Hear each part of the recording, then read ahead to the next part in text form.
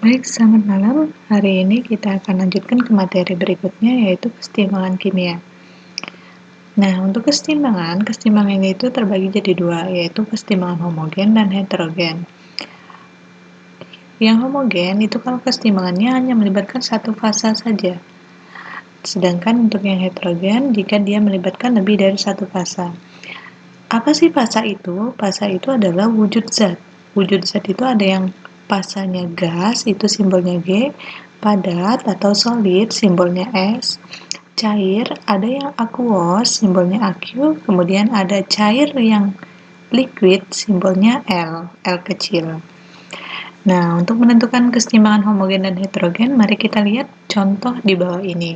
Di sini ada 2 poin A dan B. Nah, yang kita lihat adalah bentuk atau fasanya. Nah, di sini ada fasa. Yang A, kita lihat ada fasanya yang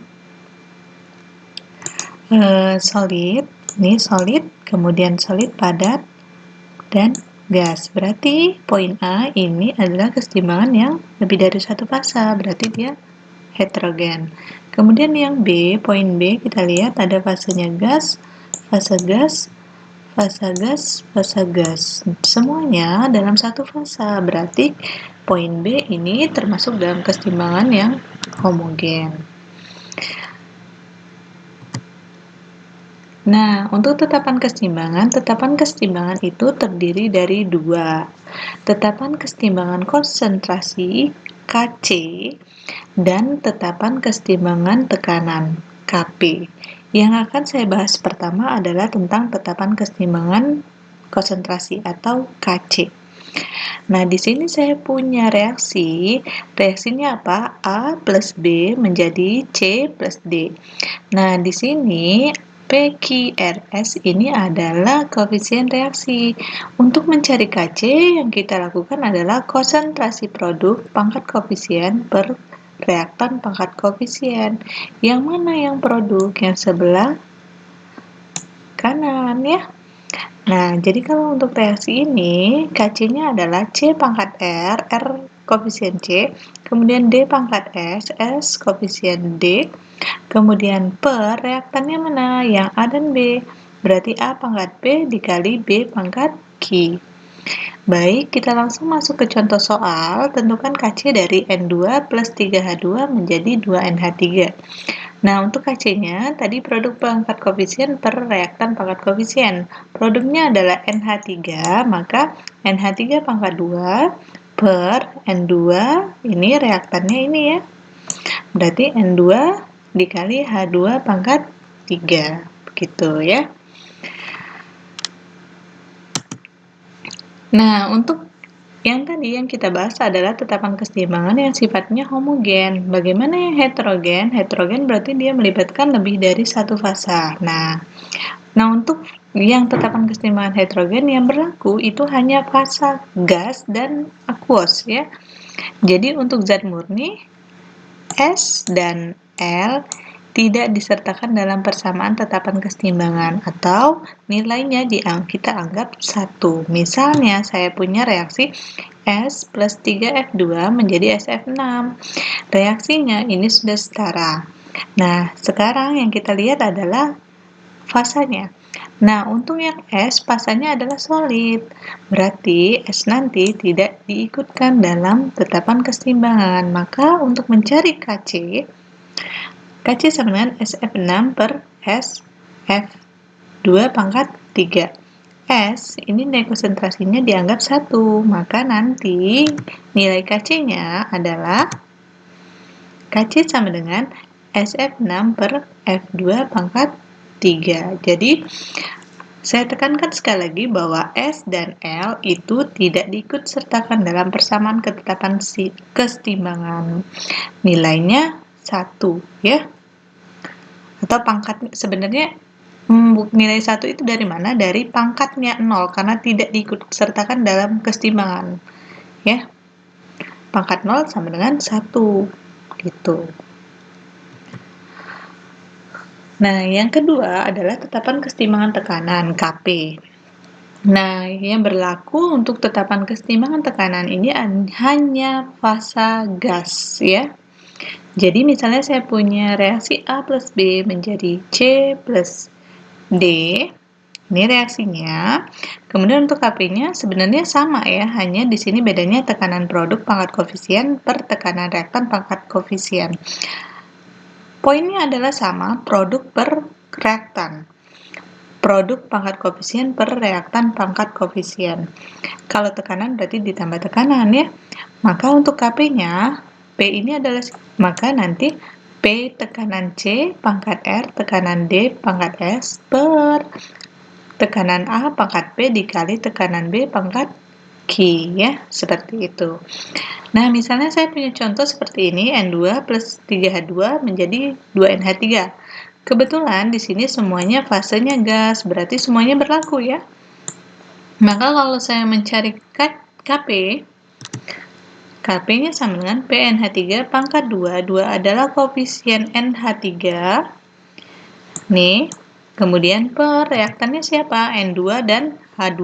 H2-nya pangkat 3 karena koefisiennya 3.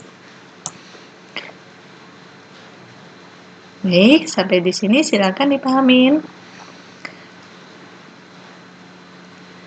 Kalau sudah, coba kalian tentukan Kc dan Kp dari reaksi berikut ini. Reaksinya sudah saya setarakan, jadi tinggal menghitung Kc dan Kp ya. Nah, misal yang pertama itu H2S aquos. Aquos berarti ikut ya untuk Kc. Kemudian 2H plus aquos dan S2- aquos ya. Berarti nanti Kc-nya adalah H plus pangkat 2 dikali S2- kemudian per H2S. Itu untuk Kc-nya. Kalau ditanya Kp-nya gimana? Nilai Kp sama dengan semua fasenya adalah aquos, maka nilai Kp-nya adalah 1. Karena semuanya aquos ya. Silakan dipahamin. Kemudian untuk hubungan Kc dan Kp, jadi misalnya Kc itu adalah perkalian konsentrasi per produk per konsentrasi reaktan, perkalian konsentrasi reaktan pangkat koefisien. Kemudian kalau Kp juga perkalian reaktan pangkat koefisien, perkalian tekanan produk per tekanan reaktan pangkat koefisien. Nah, di sini akan saya masukkan adalah persamaan gas ideal. PV sama dengan nRT. P ini adalah tekanan, V adalah volume, N adalah mol, R adalah tetapan, T adalah suhu. Nah, V-nya saya pindahkan ke sini. N per V itu adalah nilai konsentrasi. Nih. Berarti V sama dengan M konsentrasi dikali RT. P saya tuliskan seperti ini. P berarti PC pangkat R, PD pangkat S, kemudian PA pangkat P, PB pangkat Q. Masukkan ke persamaan Kp. Kemudian C, ini kan konsentrasi, maka konsentrasi dikali RT. Konsentrasi C dikali RT, konsentrasi D pangkat S kali RT pangkat S, per konsentrasi A pangkat P, RT pangkat P dikali konsentrasi B kali pangkat Q dikali RT pangkat Q. Nah, nilai ini adalah Kp. Kemudian nilai konsentrasi ini adalah Kc. Kemudian nanti Kc dikali RT pangkat delta N. Delta N itu apa? Delta N adalah koefisien produk min jumlah koefisien produk min koefisien reaktan ya. Kita masuk ke contoh soalnya. Misalnya, dalam bejana 2 liter pada suhu 27 derajat Celcius terdapat kesetimbangan. Nah, ini adalah nilai kesetimbangan 4 mol gas A, 2 mol gas B2, dan 4 mol gas AB. Persamaannya adalah 2AB plus B2 menjadi 2AB. Tentukan nilai Kc dan Kp. Baik, kita langsung masuk ke penyelesaian. Penyelesaiannya seperti ini. Jadi yang diketahui adalah reaksinya. Kemudian, apalagi yang diketahui? Yang diketahui adalah mol dalam bentuk kesetimbangan. Nah, nilai mol ini harus kita ubah dulu ke dalam bentuk konsentrasi ya. Konsentrasi itu apa? Nih ya, M sama dengan mol per volume. Berarti mol ini harus kita bagi dengan volume. Nah, karena volumenya tadi 2 liter, maka saya bagi dengan 2 liter. 4 dibagi 2, 2 dibagi 2, kemudian 4 dibagi 2. Nanti kita akan dapatkan konsentrasinya. A itu 2M, B itu 1M, kemudian AB itu 2M. Kalau kita udah dapat konsentrasi, baru kita bisa mencari Kc. Kc tadi adalah rumusnya produk per reaktan. Produknya siapa? AB.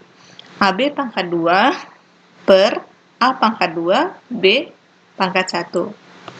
Saya langsung masukkan di sini nilainya. Nilai yang konsentrasi ini yang kita masukkan ya.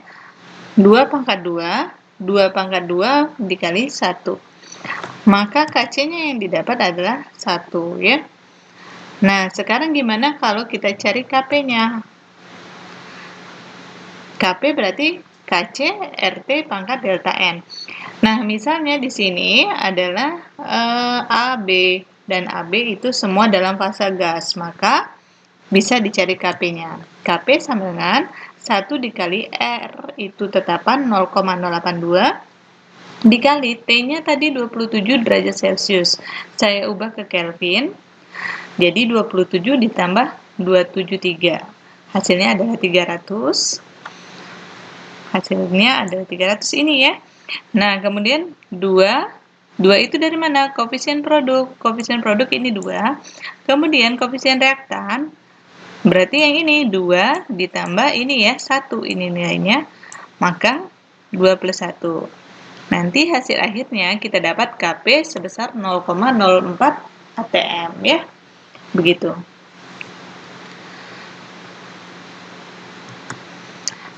Nah, untuk soal kedua, sebanyak 0,2 mol Hi asam iodida dimasukkan ke dalam labu 1 liter, kemudian terurai, reaksinya seperti ini, Hi menjadi H2 plus I2. Nah, jika pada saat setimbang didapat 0,1 mol Hi, reaksi ini berlangsung pada suhu 29 derajat Celcius, hitunglah tetapan kesetimbangan Kc dan Kp-nya. Baik, yang diketahui adalah reaksinya. Reaksi tadi belum setara, dan reaksi ini sudah saya setarakan. Nah, kemudian apa lagi yang diketahui? Yang diketahui adalah mol mula-mula Hi. Mol mula-mula Hi adalah 0,2 mol. Kemudian yang diketahui berikutnya adalah pada saat setimbang 0,1 mol. Yang kita perlu cari adalah yang bereaksi, yang ini ya, supaya kita bisa mengetahui nilai H2 dan nilai I2. Nah, kalau kita udah tahu setimbang, berarti kita bisa mengetahui yang bereaksi ya. Di sini kan ada pengurangan 0,2 min 0,1 berarti 0,1 mol. Nah, nilai H2 dan I2 itu juga bisa kita ketahui. Nilainya adalah 0,05 dan I2 juga 0,05 mol. Ini didapat dari mana? Dari sini. Caranya mencari mol H2 dan I2 yang bereaksi itu adalah melihat perbandingan koefisien. Hi banding H2 banding I2 itu koefisien Hi2, H21, I21. Maka untuk mol bereaksi, kalau Hi itu 0,1, maka I2-nya adalah nilainya separuhnya, berarti 0,05, 0,05. Maka nanti kita bisa ketahui nilai ini ya, yang bereaksi tadi ya, 0,5 mol, 0,5 mol. Maka nanti nilai setimbang itu tinggal turun aja ya, 0,05, 0,05. Kemudian kita cari ini adalah dalam bentuk mol, maka kita harus cari konsentrasinya mol per volume. Kebetulan nilai volumenya adalah 1 liter, berarti konsentrasinya nanti dapatnya 0,1, 0,05 M, 0,05 M, karena dibagi 1 semua. Nah, untuk Kc-nya nanti produknya siapa? H2 dan I2, berarti H2 dikali I2 per Hi pangkat 2. Kc-nya 0,05, 0,5 dibagi 0,1 pangkat 2. Nanti dapat Kc-nya adalah 25 kali 10 pangkat min 2 ya.